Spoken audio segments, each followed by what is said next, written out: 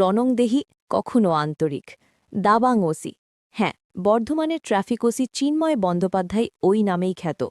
Traffic নিয়ম ভঙ্গকারীদের রেহাই নেই চিন্ময়ের হাত থেকে, এতটাই কড়া তিনি।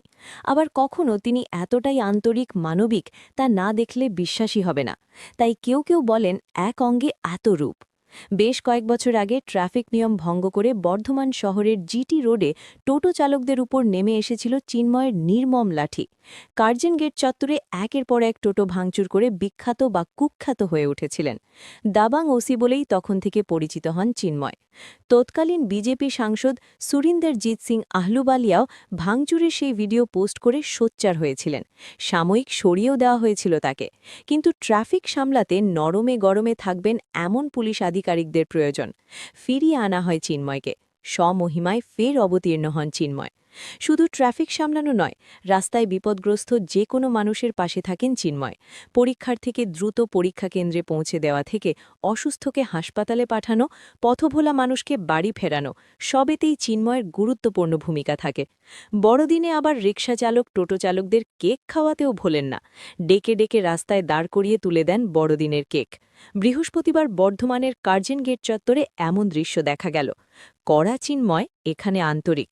সত্যি দাবাং। যে কাজটা আমি আজকে কার্জন গেটের উপরে করলাম, সেটা সমস্ত কায়দার পিছনে ফার্স্ট অবদান হচ্ছে আমার বড় সাহেব। রেসপেক্টেড বড় সাহেবের নির্দেশে আমি এই কাজটা করলাম। আর যারা বাইক চালাচ্ছে, তারা হেলমেটবিহীন বাইক চালাচ্ছে, তাদেরকে খ্রিসমাস দিয়ে কেক খাওয়ালাম। কেক খাইয়ে তাদেরকে সতর্ক করলাম যে আগামী দিন থেকে বা আগামী বেলার থেকে, আজকে ইভিনিং আওয়ার থেকে যাতে হেলমেটটা করে। হেলমেট এমন একটা জিনিস মানুষকে বাঁচায়। আর এই হেলমেট ওনার জন্য ওনার পরিবার বাড়িতে অপেক্ষা করে আছে। উনি তাড়াহুড়া করে যাচ্ছেন, অ্যাক্সিডেন্ট হতেই পারে, আরও কোনো দুর্ঘটনা ঘটে গেলে পরিবারটা পুরো বুঝে যাবে। এই জন্য আমাদের জেলা পুলিশের তরফ থেকে, জেলা ট্রাফিক পুলিশের তরফ থেকে একবার ওনার বড় সাহেবের নির্দেশে আমরা কেক খাইয়ে সতর্ক করছি যাতে উইথ হেলমেট গাড়ি চালায়, কানে ফোন না নিয়ে গাড়ি চালায়। বাসগুলোকে বলেছি এয়ার হর্ন বাজাতে বারণ করেছি।